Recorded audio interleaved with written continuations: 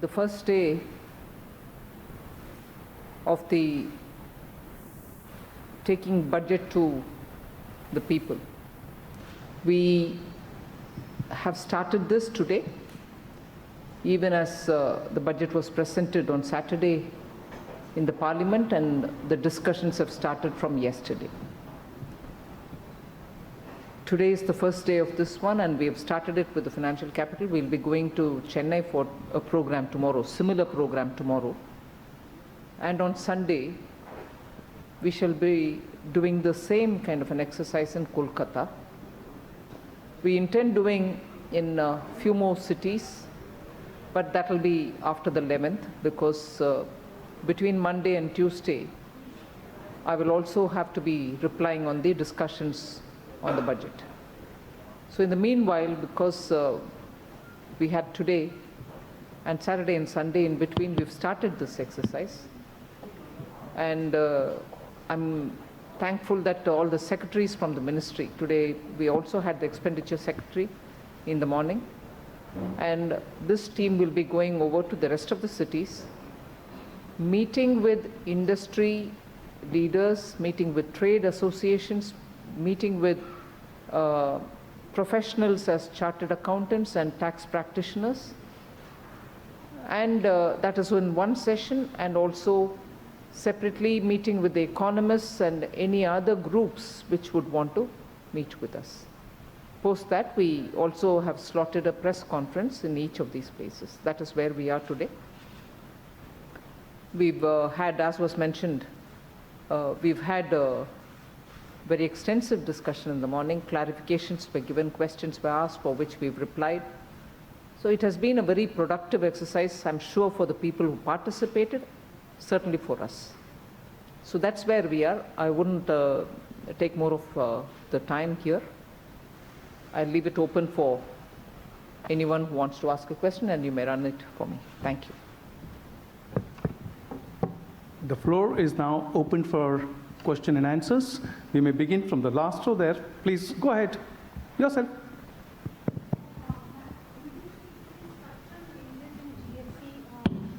Pertaining to anti-profiteering and arrest provisions,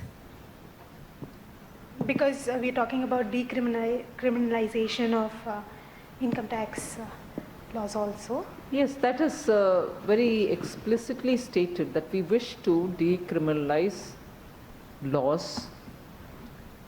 We sort of started it off also with the Companies Act earlier.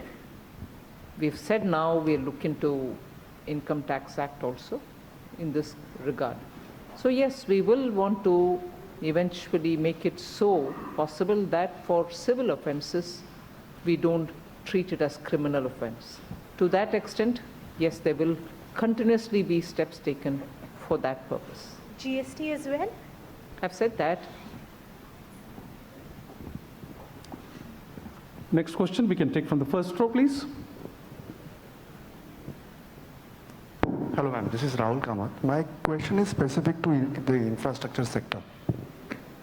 In the budget, you talked about 100 lakh crores for the next 5 years till 2023, and also mentioned about 1.7 trillion for the transport sector specifically for the 1920. So my question is, what are the source of fund? How are you going to raise those funds, considering the private sector is in a lull already? How are you going to play the role of a big brother? I don't intend playing the role of a big brother, not at all. Government is a facilitator, and government will spend in public investment-related programs. We have very clearly said we will spend on investment for infrastructure. Infrastructure creation has both immediate, short-term and long-term benefits. In the budget itself, in the speech, I had mentioned that nearly 22,000 crores have already been allotted for the 2 infrastructure funding agencies that we are talking about. One was a subsidiary of the National Infrastructure Investment Fund. The other is the IIFCL. And if that money is given to them, they are going to be able to leverage from the market at least 6 to 7 times conservatively, or even 8 to 9 times if you're a bit more generous. So in a way, haven't we met with more than 1 lakh crore? And that 1 lakh crore was announced by the Prime Minister in the Independence Day speech from the Red Fort, that it will be spread over 5 years. But even as that was said, as the year went by, we went ahead to say, we are happy to front load it as much as is required. Okay. Having said that, having waited, we have actually worked with states, we have worked with private investors, private project promoters and so on, and come up with an infrastructure pipeline consisting of over 6,400 projects. So not only are we saying things, we are also showing the way in which we'll fund it. Not only are we saying about funding it, but we are also clearly saying where these funds will go. Various states, various sectors related projects, and so on.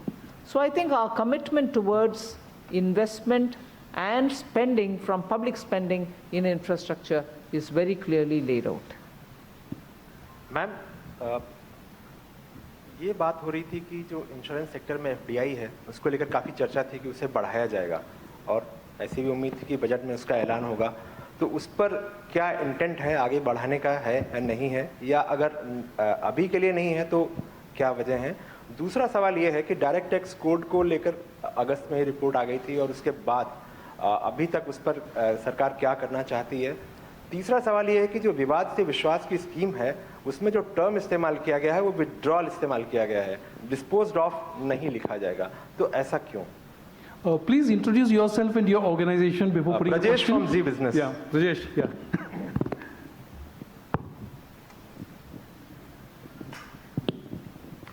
विवाद से विश्वास, LIC and insurance.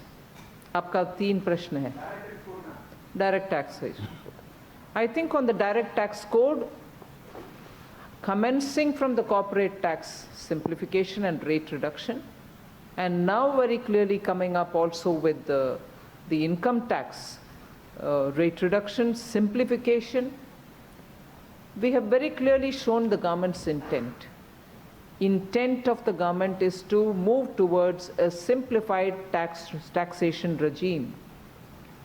And that is why we've also made it very plain that not only rate reduction, but also removal of all kinds of exemptions. That was the approach taken in the corporate tax, and that's the approach taken even now. And then that the taxation regime should be on the ground, on the basis, on the foundation of trust with citizens. We have brought in the taxpayers' charter. The taxpayers' charter being brought into the statutes itself says how far we want to make the whole process simplified, no kind of pressure on the taxpayer, and eventually leading to a simplified and minimum possible level of taxation. So that's the route we are going on. Many of the recommendations of the committee which submitted the report are all things which we have worked on, and we are coming up with step after step in order to simplify. On the LIC, at the moment, we are looking at an IPO only. And the IPO will, in a way, bring in retail investors into picture, and in a way also make issues more transparent for everybody to have a look at what is happening. And there is no disincentive for people to save by putting their money into LIC or any insurance scheme. Many of these exemptions have been removed, so has this one has also got removed. And today I think this kind of directing savings or putting, or incentivizing people to have their savings go through only one route and not some other is no longer relevant or needed, because the Indian taxpayer, even before and now all the more, is capable of making his judgment where he wants to put his money. He wants to have his insurance, he will have it. I don't need to direct it. But if my taxation rate itself has come down, he's got enough incentive to see where he wants to put his money. He has more money in his hand if the rate of taxation is less. He can decide to put it in insurance, or he can decide to save it in any other form, or even go into the share market or the bond market. So that is the larger principle with which we have handled these matters. Yeah, we'll take a question from you. Yeah, after that, please pass it to Lalitendu. That's okay. We'll come to everybody, please. I am Mehul Dani from Banking Frontier magazine. Ma'am. Yes, yes, for front row. Yeah. What is the way forward for UCBs and cooperative banking in the country with certain changes proposed in the budget? Well, we've only tried getting them from the cooperative sector, those who are using the word bank in their name, to be brought under the Banking Regulation Act to be monitored and regulated by the Reserve Bank of India, which will mean that these cooperative sector institutions which are functioning with bank in their name will have to now follow the same rules and regulations which govern any scheduled commercial bank, because they're taking deposit, they're issuing loans, and therefore, if they're also calling themselves a bank, which is all right, they can call themselves. But if they're being called bank, and which makes depositors like you and me to go there and say, yes, I'm a member of the cooperative, I'm also dealing with them, it will only make them a lot more regulated by the Reserve Bank, so that the credibility of banking functions in India are kept intact. So that will be the way forward. They can continue doing what they're doing. Yeah, I mean, Secretary is rightly reminding me, it doesn't affect the registrar in the state of cooperatives' power at all. Their power is remaining intact. But in as much as the function of bank that they want to perform with the name in their title, it attracts people to put money in them, which is right, which is nothing wrong. But if it is indeed attracting people to come and deposit money in them, they should also go through the prudential rules and regulations of the Banking Regulation Act. And that's what we've done. I think there's a bright future for them to continue with all the proper regulations in place. Next question, Lalitendu. Ma'am, this is Lalitendu Mishra from The Hindu. You have been meeting people in the morning. What is the feedback they have given you? And is there any concern that people have raised? If you can please brief you. I'm sure you will get to meeting them. Yeah. And if I say what they have said to me, you will think I'm boasting. Matter of fact, it's very inspiring for me to do more, and the entire team to do more dedicated, intense work, when you know that the efforts that you put in making this budget has really been taken for what it is. And the response has been, it's been a good budget, it's been a balanced budget, differently worded. In this time, this is the best budget we could have had, and things like that. I'm not getting carried away by it. But matter of fact, the expanse that has been covered in this budget is something which most people highlighted. The expanse, the particular attention given for rural India, agricultural India, and being specific about those 16 action points.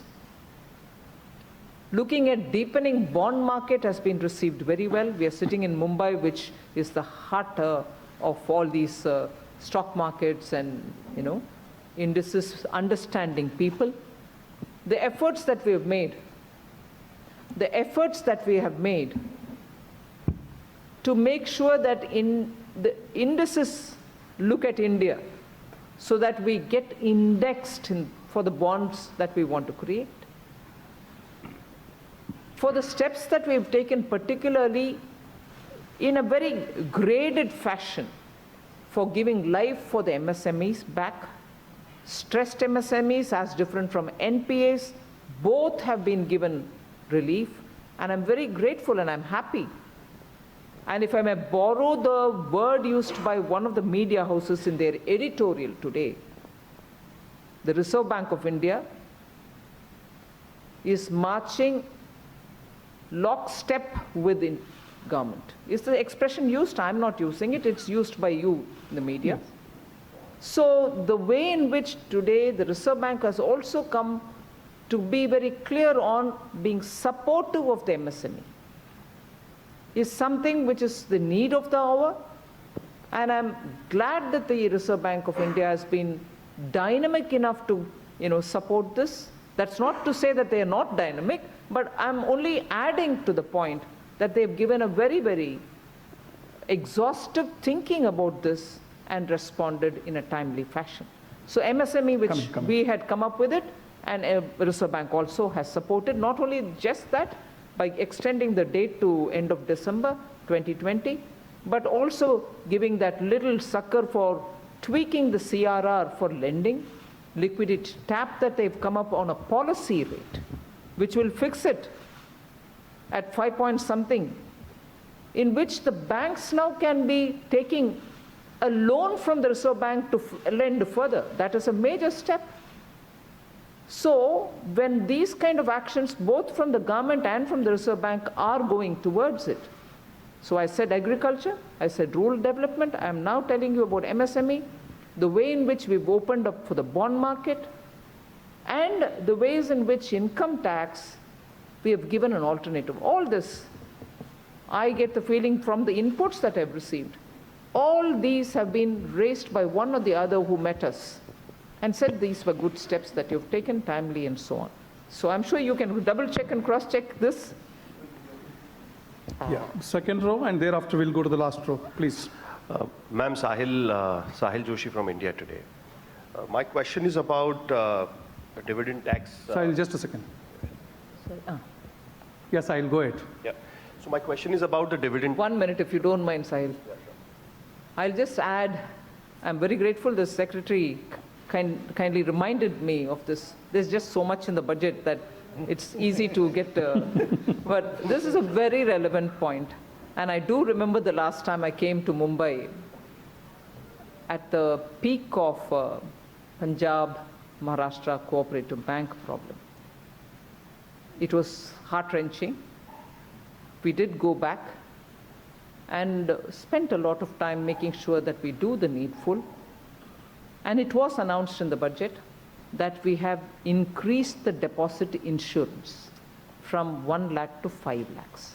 So that's one point which I have, now that I'm in Mumbai, I have to say that. Thank you, Secretary, for reminding me. Yeah, sorry. Sahil, go ahead. So ma'am, the question is about the dividend tax incidence on rich. It has nearly increased from 10% to 42% around. So is there any reconsideration about... That's not the way to look at it, DDT. That's not the way to look at it. What was I told every time I had It's about the wealth creation. So no, just for 1 minute. I'm answering you. I'm not rebutting, I'm answering you. See, one of the things which I was told repeatedly is, remove DDT. I've heard it a lot of times. So effortlessly, we've removed it. And what did we do? And this is the side where we have applied our mind a lot, thought about it a lot, and only then taken the step. What is it that we've done on that? When we've removed it, we've said, at the hands of the shareholder, it shall be taxed at the applicable rate, which meant, and which for us was the purpose to serve, was meant, it meant to us that when we leave it at the hands of the shareholder to be taxed at the applicable rate, there will be large sections, particularly of the middle class, will be taxed at the applicable rate, which will be necessarily less than 15-20% that otherwise the DDT was being taxed at when it was in the company's hands. So when middle class shareholders do get their shares in their hand and they have to pay their tax at their hand for the dividend that they receive, they're going to pay far lesser than what they were paying when it was in the company's hand. That way, the middle class shareholder will have more money in his hands now, so he can decide how to spend it. Now, the argument that you are coming, and rightly, I'm not faulting it, is when the shareholder gets the dividend in his hand and he has to pay it at the applicable rate, if you look at those whose income tax is at the higher end, they end up paying a higher tax for this dividend. Point taken. But I've told you as to what our intention was when we said it should be taxed at the hands of the shareholder at the applicable rate. That was the logic. Yeah, the last row there, your question? In a Vivad to Vishwas scheme, there are search and seizure cases which are not covered in the scheme. And I do understand that the search and seizure is conducted after certain information department has, so as to the reopening of the cases under section 148.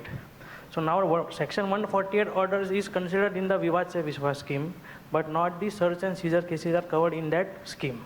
And department gets information from SEBI or some other government departments also for the search and seizure and reopening of the cases. So considering that, shall that can be considered search and seizure cases from which information is received from SEBI or some other government department and cases are going on in appeal and ITAT? So you're suggesting that it should be included, or you're asking a question? It should be included, I think so. All right, fine. Thank you. Yeah. Please pass the mic there. Yes, we are coming. Okay, ma'am, Rahul from ET now. I just wanted to ask from you that the measures which are announced in this budget regarding real estate is actually a continuation of 2019 announcements. Now, developers are saying that those announcements didn't make much difference to the real estate sector. So, how do you think that this continuation of all these exemptions and all will give a real boost in 2020? And my second question is, you have said that insurance on deposit is increased from 1 lakh to 5 lakh. So will this be applied for PMC depositors as well? All right. Real estate, we've announced it before budget about creating a fund which will help in completion of those stalled projects. If I remember correct, not till early January, Secretary can correct me on that, not till early January, we started releasing funds for the escrow accounts of those projects which have gone through the due compliance. So that started rolling out. So I take your point that around October, September, there was this feeling that nothing is moving. But everything took its time because all this involved a lot more tying up of regulatory compliances, even for government. At the end of the story, from January, we started not just for Mumbai, but for projects which are stalled all over the country. And I'm glad yesterday, the Reserve Bank's announcement also has a specific mention of home buyers, real estate, along with our budgetary announcement of extending the tax holiday for them, for all the promoters, even as they try to sell their project. So real estate's relief that the government and the Reserve Bank have given have been both in the budget and in the pre-budget, as you say, and now also from the Reserve Bank. So if you actually collate all this and see what has been happening for the real estate industry, there's quite a few things. Let's see how it works out, because these many spread things will have to, come together to benefit the sector. Well, the bill and the announcement of the budget is lying in the parliament. I cannot say anything. Let it get passed, then you'll get to know. Yeah, my name is Amol Dethe. I work with ETBFSI. Many questions have already been answered, but my question is specifically related to banks. Though we are absolutely aware about the demand and consumption, which is very low, but there was one more factor which bankers were mostly talking about, and that was trust deficit. they were not lending despite of having huge capital with them because of trust deficit. How did you address that specifically in the budget? If you could explain that. I do understand the loan melas and everything that you considered and set it up before the budget. But in this budget, what is specifically that you've done to kill that trust deficit? And second is, since you have already come with an IPO for LIC, what is about the other 3 PSU general insurance companies, National, Oriental, and United? Is it on the radar of the merger or the IPO? No, first of all, on the trust deficit, I thought that was something which we were addressing with the industry. With the banks, there was never a trust deficit. With the banks, there was a hesitation for taking decision for fear that what if their decisions are seen as, subject to vigilance matter. So there was never a trust deficit with the banks. And not waiting for the budget. Secretary has spent a lot of time with the bank managements, with officials, and at one point in time, I had joined them also to call all the banks and have them speak even before the CBI director to say what were their concerns and the way in which the CBI director and 2 joint directors who joined us in the presence of Reserve Bank also in that meeting. Very many things were clarified. So the hesitation which was in the minds of the bankers about should we really go forward? What if the loan turns out to be bad that we extend to the customer? And if it turns out to be bad, will I be pulled up? Those concerns were the ones which we had to address, and I'm glad to say the Secretary had spent a lot of time, and there was never a trust deficit. Next question, Alexandra. Thank you, Madam Finance Minister, for the opportunity. Alexandra Ulmer from Reuters. We recently reported... From which news? Reuters. Thomson Reuters. Thomson Reuters. Thomson Reuters, yes. We recently reported that the government is likely to issue some $5 billion in bonds next year. I was wondering if you could give us some confirmation on the amount you're looking to raise, the timeline, and also which global indices you might list them on. Many thanks. I didn't think we stated any amounts. Okay. We've not stated any amounts at all in the budget about what will be raised. Right. I understand this was separate. Are you looking for a separate issue of some $5 billion? And no, I have not said any number at all on the issue. Okay. Thank you. Okay. Yeah, please go ahead. I'm Ritu Singh from CNBC TV 18. 2 questions. One on the new personal income tax regime that you've announced, and we've understood from your comments later that you're looking to slowly phase out the deductions and exemptions that are granted.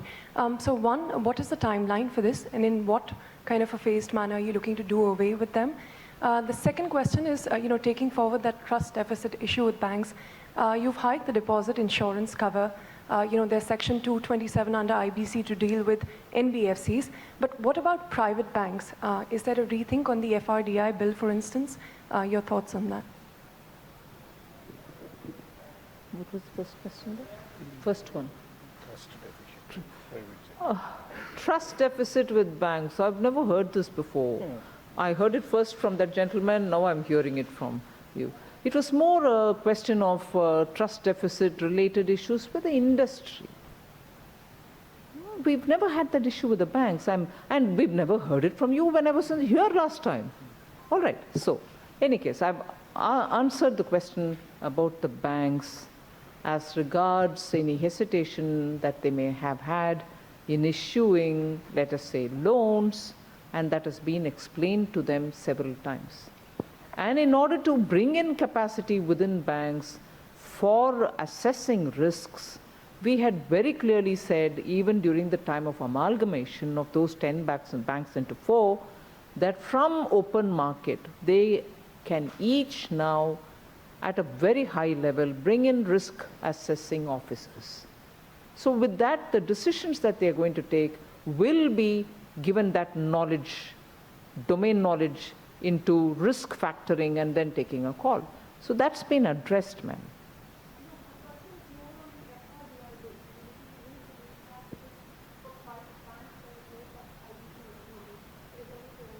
That's right. It was once introduced and withdrawn for some reasons. We have started working on it again. So as to, again, I don't know when I'll introduce it, but we are working on it. And then as regards the timeline that you asked, did you ask about timeline? Well, on the income tax, I've started giving an alternative, which is, you're right in saying, completely bereft of exemptions, except that the new one also has a few exemptions. Eventually, we want to have an income tax framework for India, which will be simple, the rates come down to the minimum, and easy to comply with. So if you are going in that framework, I've put the first step forward by saying, I'm not forcing anybody, I've given an alternative, and we shall watch this year as to how many of them are going to find it comfortable to move here, through the year, understand it, and based on that, we want to take a call next year to see how best we can move further forward on it. So there's immediately nothing on me or nothing on the taxpayer to say within the next so many years. No. Next question from you, and thereafter you can pass it on here. Okay. Please. Good evening, I'm Tanya Thomas from Mint. I have a couple of questions. The first is on infrastructure, your allocations to infrastructure this for the next year. You answered a previous question on, encouraging NIF and sovereign wealth funds, for instance, to invest in infrastructure in India.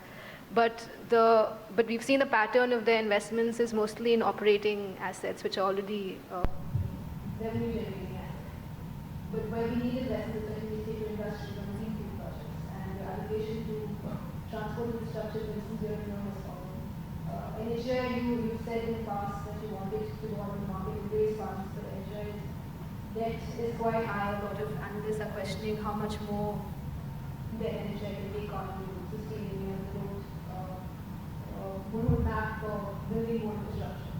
So, can you give a reason for why you reduced allocations and where you think this gap will be filled?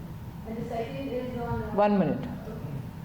Even as you start looking at NHA and say, well, can you tell me a reason why you have reduced it, would you also equally recognize the fact 103 lakhs crore worth of projects for infrastructure have been announced? I've also very clearly said about the lengths of road, 2,000 kilometers on this, 3,000 kilometers on that, roads. And being in Maharashtra, specifically the pocket which is going to be developed is also named. All right. So, infrastructure. And also, you were right in reminding, which I didn't use it for answering, you from Hindu, I think? Latin. On the infrastructure, that we've given special fiscal concessions for sovereign funds which have showed an interest to come and invest in infrastructure. And the particular lock-in condition saying you have to invest it by 2024, am I right? For infrastructure creation. So, that one reduction, because we've told NHAI they can also raise fund, does not in any way undermine these announcements, which are all towards building better, bigger, longer, long-term investments. I agree, ma'am. The private investment in greenfield project is falling. All right, we've kept that in mind when we have announced what we have announced in the budget. We've kept that in mind. And the second thing, ma'am, is on bank recapitalization. You haven't spoken about it in this budget, so does that can you take it to mean that you believe banking is out of the woods now and they're stable? Well, I've said what I have to say in the budget. If you are asking me, can I take it to mean, I can't dictate to the media, can I? So what do you think? I've not finished my answer, man. I've not finished my answer. You seem to be very quick. I can't. Hold on. Hold on. No, don't worry, but he's not going to rush you before I finish my answer, right? So I don't keep looking at him, so give me that advantage. So I can't obviously tell you what you have to infer from my budget speech. If you really have to infer, then I'll ask you, have I said I shall not recapitalize the banks? I haven't. So inference is also got to be derived from that kind of looking both sides. And lastly, ma'am, on the PM Garib Kalyan Yojana, your experience there has been quite lukewarm after demonetization. PM? The Garib Kalyan Yojana, you've got 50,000 crores so far collected, and it was introduced after demonetization. Garib Kalyan? There's a demonetization. Huh. Yeah. So given that track record, what kind of response do you expect to Vivad Se Vishwas Yojana, and why do you think the experience will be better now? No, see, the point is, Vivad Se Vishwas is in a way inspired by the Sabka Vishwas, which we had brought in for the indirect tax. And there, you found that majority of disputes have come on for and said, right, we are settling it. Some of the high value disputes have chosen to go through the process of the courts. So the number of people who have had respite given or relief given because of the, that particular scheme is very large, which means relief has reached a lot of people. All right, the high value disputes may continue. So we thought, in a situation where more than 4,80,000 cases are hanging fire for a very long time, all right, nearing 8 lakh crores in value, we thought we have to give relief to a lot of people.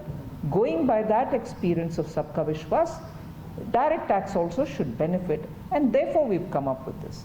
It hadn't had any motivation, inspiration or disincentive derived from Garib Kalyan. So that's the... Ma'am, can you take the last question from here? Good evening. This is Shreya Sridharan from Construction World Magazine.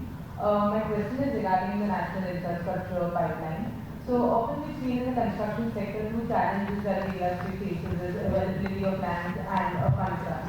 So how are we ensuring the financial viability of this entire pipeline, and is there a monitoring process that is being put in place and in what order? Also, what is going to be done to attract, what's your expectation from private sector in terms of investment, and how are we making this pipeline attractive to attract private investment? Well, the pipeline, how are we making it attractive is by bringing in a lot of sovereign funds which we want to have, taken interest in. They've expressed interest, and therefore we extended also the benefits. Then through the NIF and also the IIFCL, we expect to raise funds in the market, for which the government has already chipped in the amount. So we are not talking from thin air, but honestly moving with concrete steps. And many of the projects which are listed as part of the 6,400 odd are also private sector projects, state government projects, central government's projects, and so on, and PPP type projects. So I think lots of work has gone into it, and therefore there shouldn't be a sudden, surprise. Some of the projects may not arrive, although we've listed. Some other newer ones may join in. So that's fine. We've kept it open-ended to that extent, and even as we are talking, many other state governments are now adding on to that list. And as regards how do you expect the private sector to participate? Even as this list of 6,400 was made, a lot of inputs from the private sector has come in. We've also formed, Secretary has gone into details of it, a committee which will be looking at speeding up this list of 6,400. And how about the monitoring process that is being put in place to ensure the financial viability of going forward? You want to answer? You please to answer. I thought that was fairly apparent. As Finance Minister has also already mentioned in detail, yes, at the broader level, that's how it goes. Please appreciate the fact that ma'am has a flight to catch to Chennai. Thank you very much. Thank you very much for your time, ma'am. And thanks, my dear friends from media. Thank you very much for participating in this press conference. Thank you. Thank you very much.